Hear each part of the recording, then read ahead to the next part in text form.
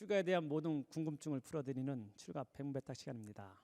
석중스님의 출가일기는 출가에 대한 모든 궁금증들을 여러분과 함께 나누는 시간입니다. 혹시 여러분들 출가에 대한 궁금증, 사소한 것도 좋고 엉뚱한 것도 좋습니다. 어떤 질문이든지 아래에 있는 주소나 프로그램 댓글, 유튜브 댓글을 남겨주시면 감사하겠습니다. 여러분이 보내주신 질문 만나볼게요. 저는 부모님 따라 절에 가끔 가는 무늬만 불자입니다. 대학 졸업하고 곧장 취업을 했고 올해로 직장생활 3년 차인데 일은 고되고 월급 적고 직소 선배와 마음도 안 맞아서 그렇습니다. 회사 근처에 작은 포교당이 있는데 한번 가볼까 하다가도 불교에 대해 너무 모르는데 선뜻 들어가지 않습니다. 아무나 가도 되는지 처음 가면 어떻게 해야 되는지 가르쳐 주시면 용기가 날 것 같습니다. 대학 졸업하고 3년째 되는 직장인 같은데요. 먼저 직장생활 하시기가 아마 쉽지 않은 모양입니다. 이해가 되는데요. 제가 어디 직장생활 하는 거 주위에서 보기도 하고 직장생활 하는 분들 얘기 들어보면은 가장 힘든 게 인간관계라고 합니다. 특히 이제 직장에 있으면서 상하 간에 상 위에 있는 분이든지 밑에 있는 분도 마찬가지예요. 위아래 상하 간의 어떤 관계가 지리 힘든다고 해요. 근데 이건 어쩔 수 없는 것 같아요. 왜냐면은 이 사람들은 욕망이 다 틀리고 각자 생각하는 게 다 틀려요. 그렇기 때문에 어느 사이든지 직장뿐이 아닙니다. 우리 절도 마찬가지예요. 절에서 있으면은 스님들이 다 출가하면은 부처님 같고 다 인격이 완성된 그런 분들만 있는 게 아니고 우리 스님들도 성격이 다 틀리고 각자 살아온 환경이 다 틀려서 아주 힘듭니다. 이거는 이 사바세계에 사는 어느 곳이든지 그것이 다 있는 것 같아요. 그 때문에 이거는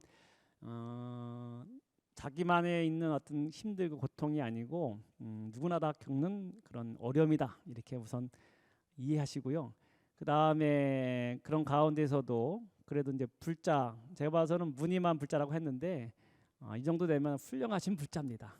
부모님 따라서 절에 갈 정도면은 특히 이렇게 젊으신 분이 절에 간다는 것은 제가 봐서는 참 찐 불자라 이렇게 생각할 수 있는데 그 회사 근처에 이렇게 포기당이 있다고 하는데 그러면 어려울 때마다 포기당에 이렇게 가면 좋을 것 같아요.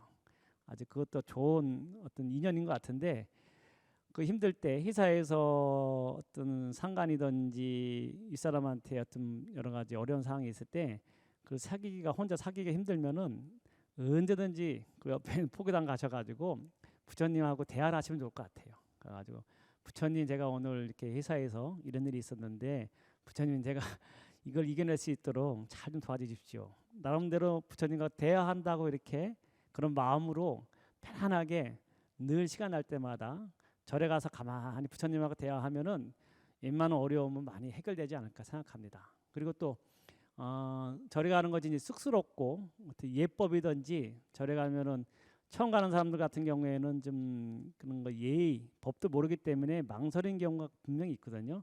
근데 제가 봐서는 절대 거기에 대해서 망설이거나 두렵게 생각하지 마시고 그냥 편하게 가시면 될 것 같아요. 우선 일반적으로 이렇게 절에 가면요.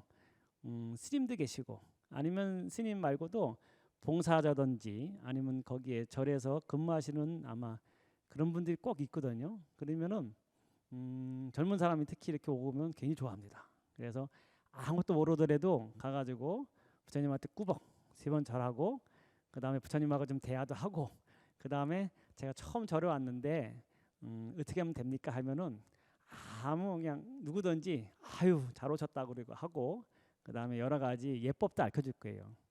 절하는 게 서투르면은 못해도 상관없어요. 절하는 게 굳이 꼭 잘해야지만 그 사람이 불자고 그 사람이 진짜 불자고 부처님이 좋아하고 그러지 않습니다. 좀 서투르면 서투른 대로 시작하면 되는 거예요. 처음부터 절을 잘하고 예쁘고 그런 사람이 어디 있습니까? 다 배워가는 과정이거든요. 절대 그런 거에 대해서 개의치 마시고 무조건 절에 가서 처음에 왔습니다 해가지고 스님이 계시면 스님하고 그냥 대화도 하고 아니면 절 관계자들 직원이든지 있으면 그분들이 또 이렇게 안내도 해줄 것이고 그렇기 때문에 무조건 찾아가시고 가서 스님이든지 그다음에 궁금한 게 있으면 물어보시면은 아마 대부분의 스님들이 아마 친절히 이렇게 안내해주고 가르쳐주지 않을까 생각합니다.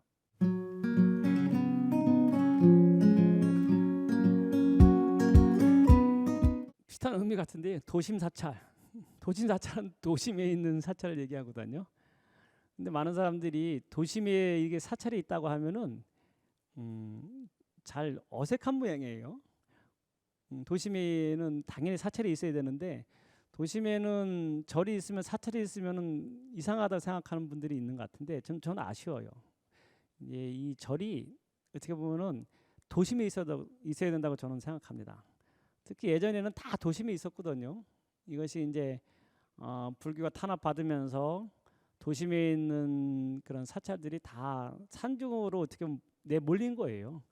조선조 해가지고 조선조가 이제 건국되면서 그 도심에 있는 사찰들이 대부분 다 산중으로 쫓겨났어요. 우리가 잘 알고 있는 서울만 하더라도 서울 한가운데 있는 파고다공원 원각사 그 절 아닙니까? 원각사든지 주요 사찰 몇 개 빼놓고는 다 사라졌어요. 예전에는 그 전에는 불교가였기 때문에 도심 한가운데 다 있었어요. 그래서 지금 일반적으로 생각하는 것이 사람들이 절이 도심에 있다 이게 이상하지 않는가 이렇게 생각하는 사람들이 있는데 원래는 다 도심에 있는 것이고 지금도 뭐 불교가 남방에 있는 주요 불교가 가보세요. 태국이든지 뭐 베트남, 라오스, 캄보디아 이런 데 가면은 다 도심 한가운데 제일 좋은 자리 왕궁보다 태국 같은 경우 왕궁보다 더 좋은 자리 더 화려하게 사찰들이 있어요. 사람들이 늘 거기 가서 참배하고 기도하는 곳이거든요. 예전 우리나라도 다 그랬습니다. 근데 이게 여러 가지 이제 탄압을 받으면서 지금 이제 사람들이 도심에 절이 있으면은 좀 의아해하는데 원래는 우리가 그것에 있는 것이고 제일 좋은 자리에 있었다. 이제 그거는 그렇게 이해하시고 한마디로 말해서 도심의 한가운데 있는 절이 도심 사찰이에요. 도심에 있는 절. 근데 요즘에는 이제 예전에 그 폐사지든지 많이 그 없어졌던 절들이 복원되는 경우가 많습니다. 정말 다행스러운 일이고요. 또 도심에 그런 절들이 있고 도심에 있는 절들 갖다가 이제 일반 사찰이라고 하고 또 말씀드린 것처럼 이제 그 포교당하고 이제 암자 그런 것도 헷갈리는 것 같은데 넓은 의미로 보면 다 이제 절입니다. 근데 이 특히 포교당이라는 것은 뭐냐면은 한마디로 말해서 이제 옛날 건축이든지 전통 어떤 형식으로 해가지고 우리가 알고 있는 절 구조를 갖다가 갖기가 힘들잖아요. 도심 한가운데에다가 큰 부지에다가 절을 갖다가 새롭게 짓고 원래 전통 양식에 의해 가지고 절을 지려면은 그 경비가 무지 많이 들 겁니다. 안 그러겠습니까? 우리가 알고 있는 절들 하면 일주문부터 해가지고 천왕문 해가지고 무슨 정각도 대웅전, 난전, 산신각부터 해가지고 모든 걸 갖추려면은 힘든 여건이잖아요. 그래서 그래도 포교는 하고 싶고 절 규모를 갖다 갖추기 힘든 경우에는 한 80년대부터 해가지고 도심 한가운데다가 소위 말하는 건물에다가 이렇게 절을 짓고 부처님 모시고 거기다가 이제 이 종교 행위를 갖다가 이 전법 포교를 하는 것을 포교당이라고 일반적으로 얘기합니다. 포교당이라는 것은 그와 같이 정식적으로 여러 가지 도량의 형식을 갖추지 못했지만 건물이든지 많은 사람들이 오가기 편한 그런 곳에 부처님을 모시고 거기서 이제 예불이든지 전법 포교를 주로 하는 것이 이제 포교당이다 이렇게 얘기할 수 있겠고요. 여러분들이 아무 관심 없이 다니면은 안 보이겠지만 그 포교당이 많습니다. 우리 조계종에서 운영하는 포교당 굉장히 많거든요. 이렇게 한번 이렇게 다니면서 간판도 보고 그러면은 여기 절이 있어? 어떤 사람들은 건물에 무슨 절이 있어 할지 모르지만 건물에도 그와 같은 신심이든지 의지를 가지고 수행하는 스님들이 절을 짓고 포교당으로서 이렇게 운영하는 경우가 많습니다. 그런 경우는 포교당이라고 일반적으로 얘기하고 암자는 말 그대로 그 큰 절이 있으면은 거기 딸린 그런 조그만 절을 갖다 보통 암자라고 합니다.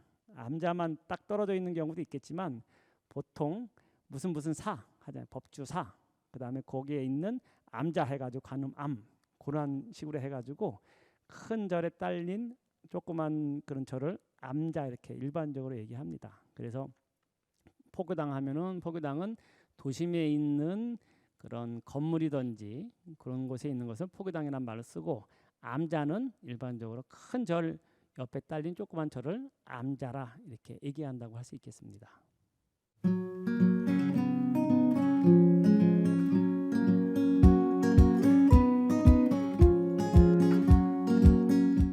요즘 도심, 우리나라는 지금 80% 이상이 도심 생활입니다. 예전같이 농촌 그런 생활하는 사람들은 거의 없어요. 농촌에 계신 분들은 연세 드신 분들이 거의 주로 있고요. 지금은 아마 거의 산업화, 그다음 도시화가 됐기 때문에 웬만한 중소도시도 보면은 거의 도시라고 볼 수 있겠어요. 그렇기 때문에 도시에서 생활하는 사람들이 대부분이라고 할 수 있는데, 제가 생각하는 가장 좋은 도시에 있는 사찰을 자기가 신행생활하는데 가장 좋은 방법, 그 다음에 일반적으로 실행하기에 가장 어떤 표본적인 거 좋은 것은 뭐냐면, 저는 제가 이제 추천드리다 한다면은 아침 시간이든 저녁 시간을 활용하면 좋겠다는 생각이 듭니다. 왜냐면은 가까운 곳에 절이 있으면은 자기가 이제 불자로서 열심히 한번 신앙생활을 하고 싶다 그러면은 좀 부지런해야 되겠죠. 그다음에 자기가 이제 좀 의지가 좀 강해야 될 것 같아요. 뭐냐면 아침에 출가를 하기 전에 절에 들러서 108배라도 하면 제일 좋고, 아니면은 3배라도 꼭 법당에 들려가지고 부처님께 인사드리고 자기 기도를 하고, 만약 하루 일과를 시작한다면은 최고 좋은 불자의 모습이 아닐까. 그다음 나중에 보통 일반적으로 이렇게 절에 오래 다니면서 그 친숙한 신도가 되면요, 웬만하면 절에서 아마 앞친도 많이 입만 줄 겁니다. 입만 절에서. 그렇기 때문에 그래가지고 스님하고 아주 소통이 잘 되고 친분이 두터워지면은 직장생활 하더라도 아침에 들려가지고 기도하고, 절에서 먹는 음식이 아침에 죽이든지 굉장히 좀 부담 없는 그런 음식을 먹잖아요. 그래서 그런 것도 같이 하면서 아침 먹고 만약 출근까지 한다면은 더 이상 뭐 좋은 그런 불자 아닐까 생각하고, 아침이 힘들다면은 저녁 때 퇴근하면서라도 도심에 있는 사찰에 들러가지고 꼭 하루에 한 번이라도 부처님께 인사드리고 또 자기 기도를 한다면은 정말 좋지 않을까. 멀리 산정에 안 가더라도 가까운 도심에 있으면서 이렇게 신앙생활할 수 있는 그런 공간이 되지 않을까 생각합니다. 네, 제가 기도 얘기 말씀드렸죠. 기도할 때 기간을 갖다가 이제 약간 구분해서 말씀드렸는데, 제일 중요한 게 일주일, 그다음에 20일 이렇게 기도 얘기했잖아요. 똑같습니다. 여러분도 혹시 출가를 하고 싶잖아요. 제가 얼마 전에도 출가를 갖다가 이렇게 고민하는 젊은 사람 봤는데, 그 사람도 제일 힘든 게 출가하면은 너무 힘들 것 같아가지고 마음이 안 됩니다, 안 납니다 이렇게 얘기하는데, 두려워하지 마십시오. 일주일만 견디면은 그때는 여러분들 쭉 출가할 수 있어요. 그래서 혹시 출가해가지고 힘들어서 나 이거 스님 되는 게 힘들어서 못할까 고민하는 거 당연히 알겠지만, 제가 말씀드리면은 일주일 더 나가서 20일만 기다리면은 이제는 그 생활에 젖어가지고 충분히 생활할 수 있습니다. 요즘에는 수행 여건이 좋아졌어요. 출가 행자들도. 그렇기 때문에 혹시 출가에 대한 고민이 있는 분들 걱정 마시고 오셔가지고 일주일, 길게는 20일만 참으십시오. 그러면 여러분들 출가 생활 누구든지 다 할 수 있다, 이렇게 말씀드리겠습니다. 여러분 출가합시다.